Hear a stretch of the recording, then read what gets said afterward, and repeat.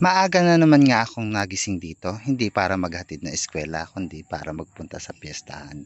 Madaling araw pa nga lang ay nagpunta na ako sa kaibigan ko para tumulong.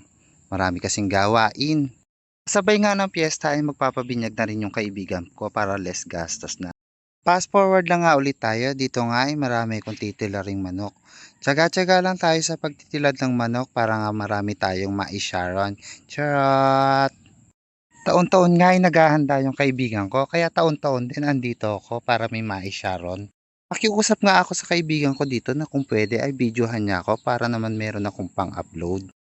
Mabilis ko nga lang din itong natapos kasi kasama kong nagtilad si tatay. Pagkatapos ko nga magtilad ng manok ay nakiusap namang magpa-video ang aking mga kaibigan, kaya ibinidyo ko sila. Gusto raw nila kasing sumama sa aking vlog. At kagugusto naman, parang gusto pa akong palitan sa pagbablog ko.